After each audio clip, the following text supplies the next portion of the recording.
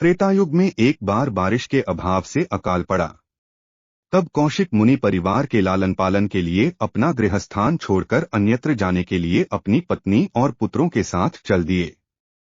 फिर भी परिवार का भरण पोषण कठिन होने पर दुखी होकर उन्होंने अपने एक पुत्र को बीच राह में ही छोड़ दिया। वह बालक भूख प्यास से रोने लगा। तभी उसने कुछ ही दूरी पर एक पीपल का वृक्ष और जल का कुंड देखा। उसने भूख शांत करने के लिए पीपल के पत्तों को खाया और कुंड का जल पीकर अपनी प्यास बुझाई। वह बालक प्रतिदिन इसी तरह पत्ते और पानी पीकर और तपस्या कर समय गुजारने लगा। तभी एक दिन वहां देवर्षि नारद पहुंचे। बालक ने उनको नमन किया। नारद मुनि विपरीत दशा में बालक की विनम्रता देखकर खुश हुए। उन्होंने तुरंत बालक का यथोचित संस्कार कर वेदों की शिक्षा दी। उन्होंने उसे ओम नमो भगवते वासुदेवाय की मंत्र दीक्षा भी दी। वह बालक नित्य भगवान विष्णु के मंत्र का जप कर तप करने लगा। नारद मुनि उस बालक के साथ ही रहे। बालक की तपस्या से भगवान विष्णु प्रसन्न हुए। भगवान विष्णु ने प्रकट होकर बालक से वर मांगने को कहा। बालक ने भगवत भक्ति का वर मांगा। तब भगवान विष्णु ने बालक को योग और ज्ञान की शिक्षा दी, जिससे वह परम ज्ञानी महर्षि बन गया। एक दिन बालक के मन में जिज्ञासा पैदा हुई।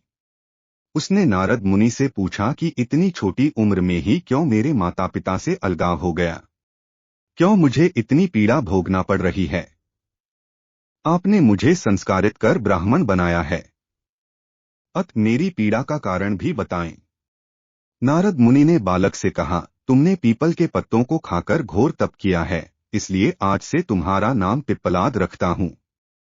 जहां तक तुम्हारे कष्टों की बात है तो उसका कारण शनिग्रह है, जिसके अहंकार वश धीमी चाल के कारण तुम्हारे साथ ही पूरा जगत भी अकाल की पीड़ा भोग रहा है।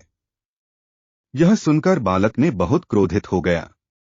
उसने आवेशित होकर जैसे ही आकाश में विचरण कर रहे शनि को देखा। तब शनि ग्रह बालक पिप्पलाद के तेजोबल से जमीन पर एक पर्वत पर आ गिरा, जिससे वह अपंग हो गया। शनि की ऐसी दुर्दशा देखकर नारद मुनि खुश हो गए। उन्होंने सभी देवी देवताओं को यह दृश्य देखने के लिए बुलाया। तब वहां पर ब्रह्मदेव सहित अन्य देवों ने आकर बालक पिप्पलाद के आवेश को शांत कर कहा कि नारद मुनि द्वारा रखा गया तुम्हारा नाम श्रेष्ठ है और आज से तुम पूरे जगत में इसी नाम से प्रसिद्ध होगे।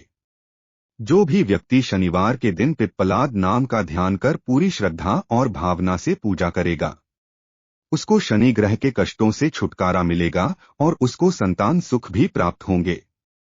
ब्रह्मदेव ने साथ ही पिप्पलाद मुनि को शनिग्रह की शांति के लिए उनकी पूजा और व्रत का विधान बताकर कहा कि तुम धराशायी हुए शनि को अपने स्थान पर प्रतिष्ठित कर दो, क्योंकि वह निर्दोष हैं। पिप्पलाद मुनि ने भी ब्रह्मदेव के आदेश का पालन किया और उनसे शनिश्चर व्रत विधि जानकर जगत को शनि ग्रह की शांति का मार्ग बताया। इसीलिए शनि ग्रह की शांति के लिए शनिवार के दिन पीपल के वृक्ष के साथ ही शनिदेव के पूजन की परंपरा है। अगर आपको कहानी अच्छी लगी तो चैनल को जरूर सब्सक्राइब करें।